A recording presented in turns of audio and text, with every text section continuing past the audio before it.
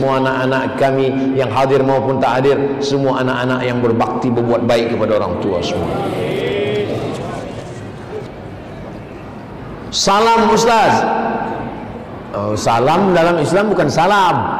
Salam itu diucapkan 3 doa. Assalamualaikum warahmatullahi wabarakatuh. Apa hukum membaca talqin dalam bahasa Melayu?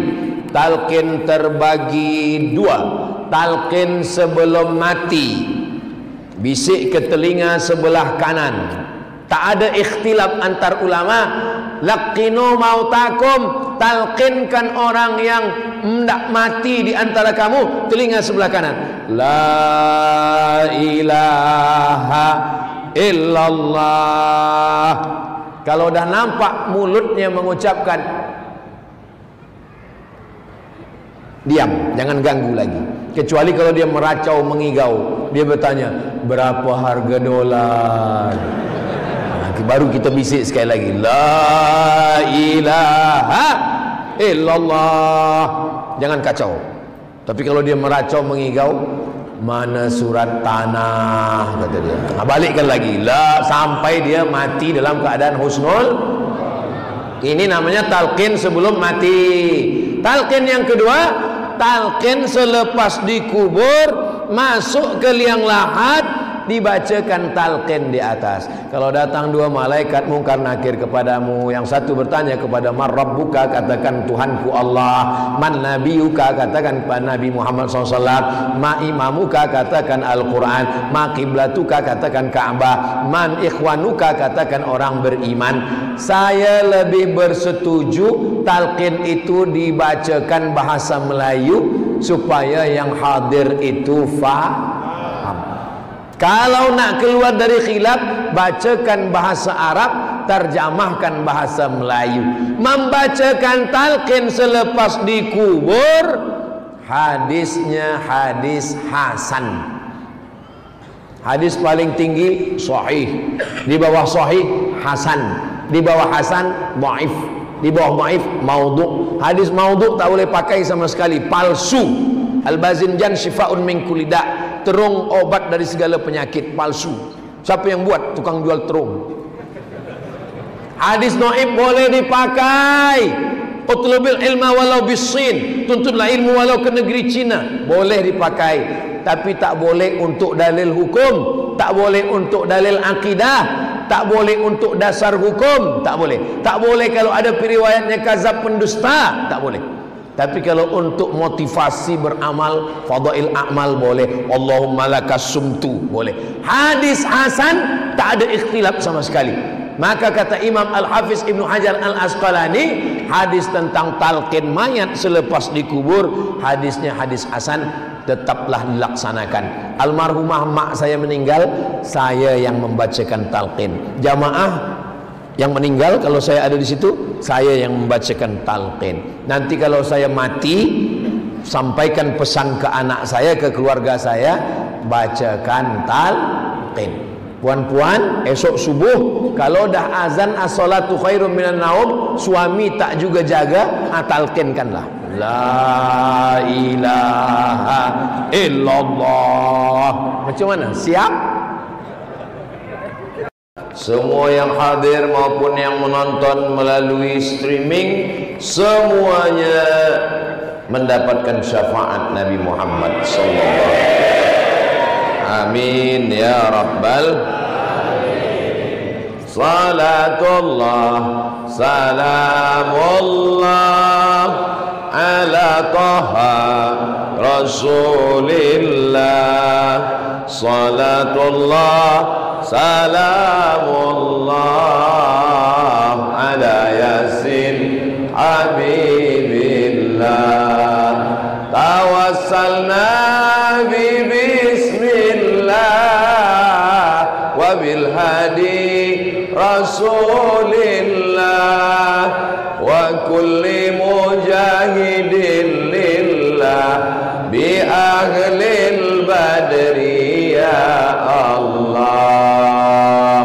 Allahumma salli ala Sayyidina Muhammad Tajuk yang diberikan kepada saya adalah maulid itu sunnah atau bid'ah. Ini tajuk amat sangat penting, apalagi kita sebagai muslim yang tidak begitu ramai di Sibu. Maulid, Isra Mi'raj, nuzul Quran, 1 Muharram itu merupakan tempat kita menyambung silaturahim, berjumpa di masjid, bertukar kabar. Maka kalau perbuatan ini dikatakan bid'ah, bid'ah maknanya dalalah, sesat. Kalau kita dah katakan sesat, maknanya dia masuk neraka. Sudahlah, kita tak banyak, kita yang sikit ni pula berkelahi disebabkan masalah-masalah khilafiyah. Inilah perlu. Maka saya memang malam ni minta disediakan skrin supaya semua jamaah boleh nampak. Yang tak nampak, nampak-nampakkanlah.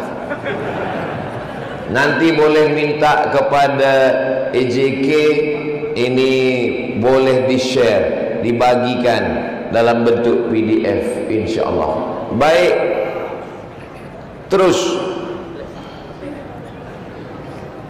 isu yang pertama, tidak boleh buat maulid kerana tidak pernah dibuat Nabi. Kaedah orang yang melarang ini singkat pendek saja dengan 5 jari. Kalau tidak dibuat Nabi, bid'ah. Orang mengaji bertahun-tahun, di pondok 7 tahun, BA 4 tahun, Master 2 tahun, PhD 3 tahun, Profesor bertahun-tahun, sampai hilang rambut kepala. Dia mengaji cuma 5 jari saja. Kalau tidak dibuat Nabi, bid'ah. Maulid Nabi, bid'ah. Isra Mi'raj, bid'ah. Tahlil, bid'ah. Talqin, bid'ah. Menulis Allah Muhammad di dinding masjid, bid'ah. Ini merosakkan persatuan umat Islam. Maka saya perlu mengkaji ini serius. Jamaah siap atau tak siap? Udah makan? Memang kalau belum makan agak susah faham.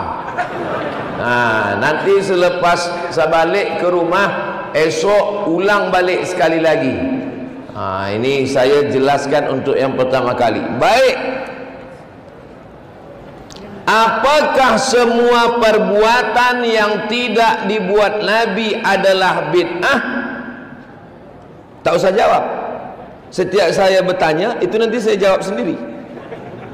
Apakah kalau perbuatan itu tidak dibuat Nabi, apakah automatically dia bid'ah? Inilah akan kita tengok dalam dalil-dalil berikut ini. Next.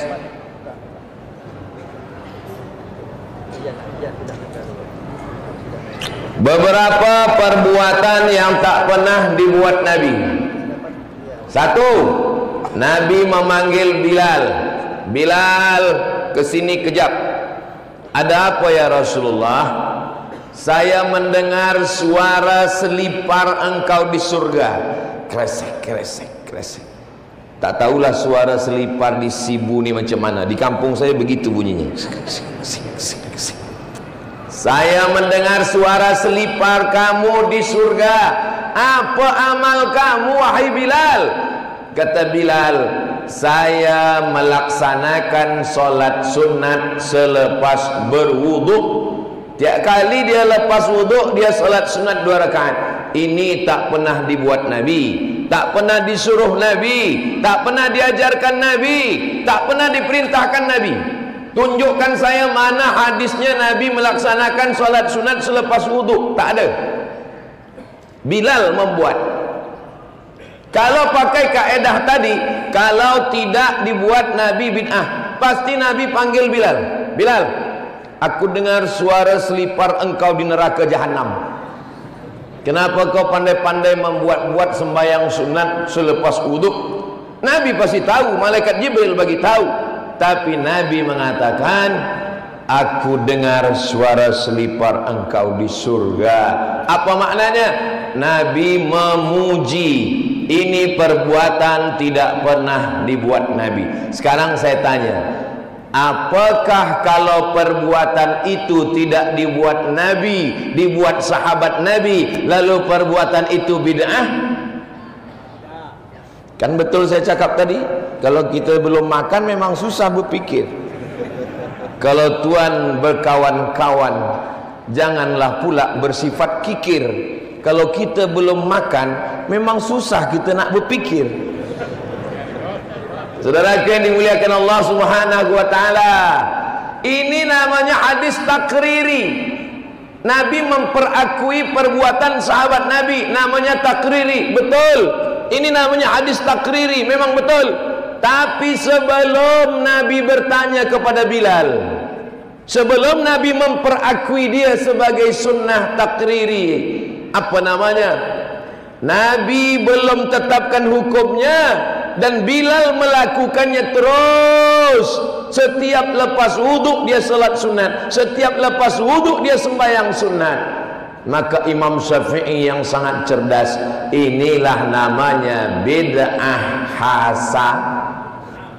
hasanah, dibuat baik, tidak bercanggah dengan Quran dan sunnah Nabi Muhammad sallallahu alaihi wasallam. Oke, next. Ada salat sunat sebelum di. Siapa yang nak? Saya dapat cerita dari datuk-datuk bahwa ada pahlawan mujahid fisabilillah dari Sibu yang membunuh penjajah kafir umur 17 tahun. Siapa namanya? Lalu kemudian dia dihukum gantung. Maka sesiapapun yang berjuang kerana Allah, sebelum digantung, sebelum dipancung, sebelum didudukkan di kerusi elektrik, sembahyang sunat 2 rakaat. Sembahyang sunat apa namanya? Usolli sunnatal pancung. Nabi tak pernah ajarkan. Siapa yang membuat ini? Yang membuat ini namanya sahabat Nabi Khubaib. Khubaib sebelum dipancung kepalanya oleh musuh, dia sembahyang sunat 2 rakaat. Ini menunjukkan tidak semua perbuatan yang tidak dibuat Nabi, yang tidak diajarkan Nabi, yang tidak disuruh Nabi, tidak dilakukan Nabi, bukan bererti dia bid'ah. Dari 2 contoh ini jelas? Boleh faham? Kalau faham kita teruskan. Kalau tak faham saya ulang 2 kali. Saya kalau mengajar di kelas macam tu, saya faham tak faham, saya ulang 2 kali. Faham tak faham, saya ulang 3 kali. 3 kali tak faham, saya tanya, awak keluar atau saya keluar? Sebab kalau kita teruskan juga 2 gendangnya. Kalau tak pelajar tu gila, saya gila. Di kelas lah, kalau di masjid kita teruskan saja. Boleh diulang-ulang esok. Ini malam ni dimasukkan, di-upload di channel. Boleh tonton esok di channel Ustadz Abdul Somad Official. Jangan lupa subscribe, like, share, and comment. Ghairil maghdubi alaihim waladdallin.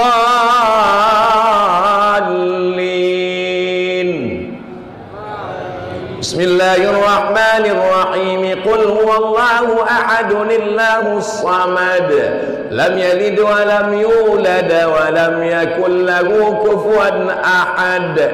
Wasta'inu bis sabri was salah, wa innaha lakabiratun illa 'alal khashi'in. Imam ini setiap selesai Al-Fatihah dia baca Qul huwallah. Selepas baca Qul huwallah baru dia baca ayat lain. Rakaat kedua, ghairil maghdubi 'alaihim waladdallin. Bismillahirrahmanirrahim. Qul huwallahu ahadun illahus samad, lam yalid wa lam yulad wa lam yakul lahu kufuwan ahad. Baru dia baca ayat lain. hafizu 'alas salawati was salatil wusta wa qumu lillahi qanitin. Kenapa baca ayat tadi Ustaz Somad tengok ke atas? Ayat itu yang saya baca tadi.